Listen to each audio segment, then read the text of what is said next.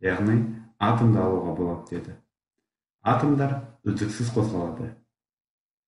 Демокриттің идеясын Эпикур одан әрі дамытып, ол да Демокрит сияқты атомдар өздерінің пішіні мен көлеміне және салмағына қарай әртүрлі болады деп қорытынды шығарды. Заттың құрылысы туралы мұндай пайымдаулар эксперимент жүзінде дәлелденген жоқ. Сол себепті олар тек қана жорамал еді. Сондықтан заттың атомдық құрылысы туралы ілім ұзақ уақыт адамдарға сенімсіздік тудырып, қолдау тапқан жоқ. Тіпті ұлы Аристотельдің өзі де Демокриттің көзқарасымен келіспеді. Ол денені шексіз ұсақтап бөле беруге болмайды деп пайымдады. Ол кездегі саясаттың да қарап отыратын болсақ, қайта өрлеу кезінде заттың атомдардан тұратыны туралы ілім таратушыларға өлім жазасына кесетін болды. Соған қарамастан, өзінің ғылыми көзқарасы үшін отқа өртенген Леонардо Бруно заттың атомдардан тұратынын қорғаумен өтті. 1827 жылы ағылшын ғалымы Роберт Браун эксперимент жүргізінде молекулалардың үздіксіз әрі ретсіз қозғалыста болатынын дәлелдеді. Мына видеода көріп отырғаныңыздай, олардың қозғалыстары мына жерде ретсіз және үздіксіз екені көрсетілген. Яғни Роберт Браун мынандай эксперимент жасады. Ол өсімдіктердің сұйық ішіндегі тозаңшаларын микроскопта бақылау барысында олардың үздіксіз және ретсіз қозғалыста болатынын көрді. Осылайша, ұсақ бөлшектердің ауа мен сұйықтыққа ретсіз әрі үздіксіз қозғалуы броундық қозғалыс деп аталатын болды.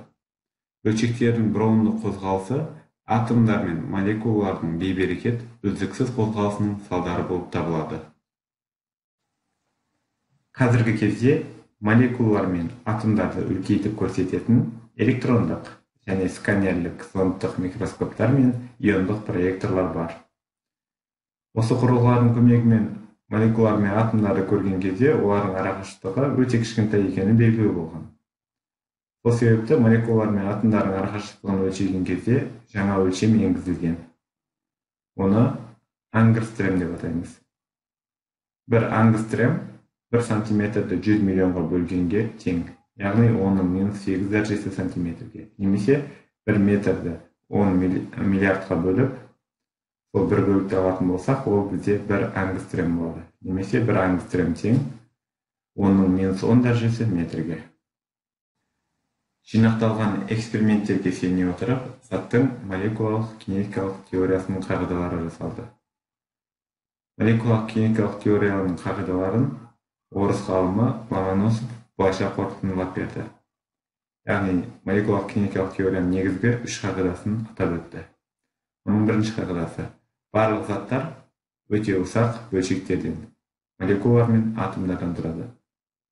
Екінші қағидасы: молекулалар мен атомдар үздіксіз, ретсіз қозғалыста болады. Ал молекулалық кинетикалық теорияның үшінші қағидасы: молекулалар мен атомдар өзара әрекеттеседі. Молекулалық кинетикалық теорияға негіздеп, қасиеттері мүлдем жаңа материалдарды қолдан жасап алу мүмкіндігі туды. Мысалы, табиғи алмастан кем түспейтін жасанды алмастар жасалынды. Алмас та, көмір де көміртек атомнан тұрады.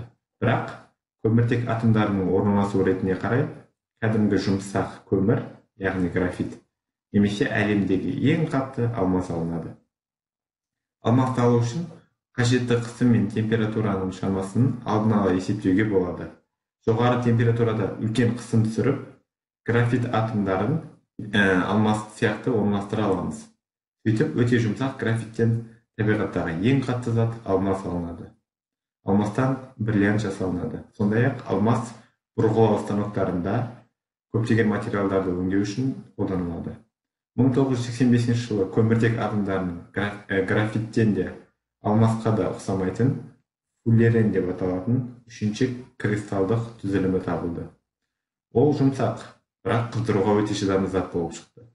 Фуллереннің әрбір молекуласында 60 көміртек атомынан тұрады. Фуллерен молекуласының пішіні футбол добына өте қатты ұқсайды. Оны суреттен көріп отырсыздар. Молекулалар бір ғана элементтің атомынан немесе әртүрлі химиялық элементтердің атомынан да құралуы мүмкін. Бір текті химиялық қасиеттерімен сипатталатын затты элемент деп атаймыз. Молекулалары бір ғана химиялық элементтің атомынан түзілетін зат қарапайым зат деп аталады.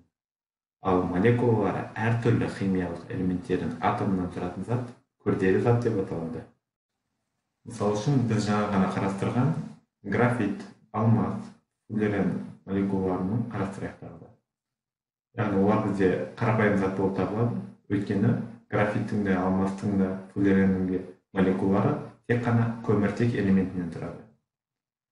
Ал тағы да бір мысал ретінде судың молекуласын алып қарастыратын болсақ, судың молекуласы екі химиялық элементтің атомдарынан тұрады. Оның құрамында бір-біріне байланысқан бір оттек, химиялық белгіленуі О әрпімен, және екі сутек атомы бар. Сутек атомы H әрпімен белгіленеді. Сондықтан су молекуласының формуласы H2O деп жазылады. Бұл формулаларды алдағы уақытта химия сабағынан толықтай үйренетін боласыздар. 20 ғасырда атомның күрделі бөлшек екені және оның өзінен де кішкене бірнеше бөлшектерден тұратыны белгілі болды. Біз оларды элементар бөлшектер деп атаймыз. Кез келген атом үш түрлі элементар бөлшектің жиынынан тұрады. Оларды электрон, протон және нейтрон деп атаймыз.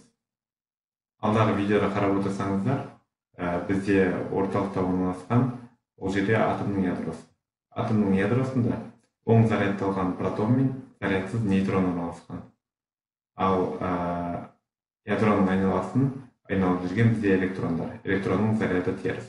Бізде видеода гелий атомының ядросы көрсетілген. Яғни гелий атомында екі протон, екі нейтрон және екі электрон болады. Элементтердің физикалық және химиялық қасиеттері олардың атомдарындағы протондардың санына қарай түрліше болып отырады.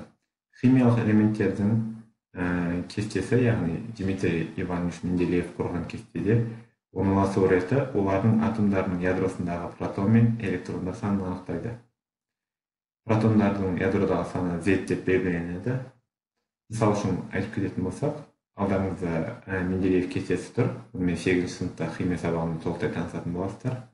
Бұл жерде сутек атомы бірінші номерде тұр. Яғни бірінші номер сутек атомының реттік номерін білдіреді.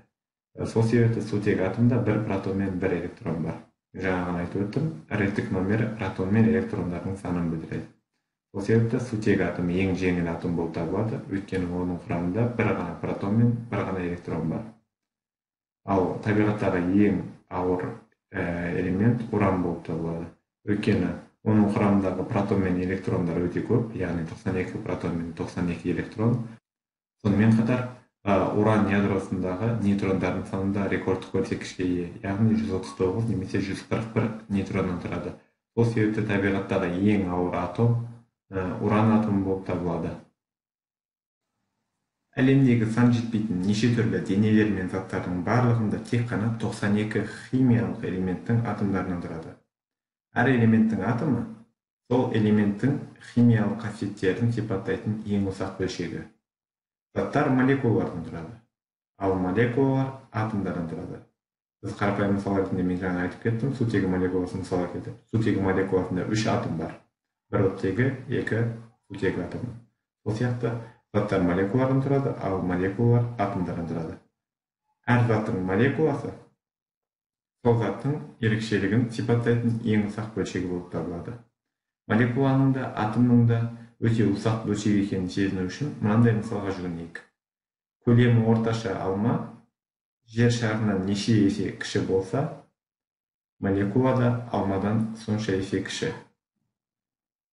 Яғни, көлемі 1 мм куб сутек газында қалыпты жағдайда 27 квадриллион, яғни мына жерде 15-0 квадриллион деп оқылады. Немесе 2,7 көбейтілген 10-16 дәрежесі молекула бар. 10 миллион уран атомын жанастырып қатар қойсақ, олар 1 мм аралықта алады. Сонда ең ауыр элемент қатты уранның 1 мм куб көлемінде жуықтап алғанда 10-21 дәрежесі атом орналасатын еді. Қорыта айтқанда, жекелеген атомдар химиялық элементтердің, ал молекулалар заттардың ең кіші бөлшектері болып табылады. Әртүрлі заттардан денелер құралады.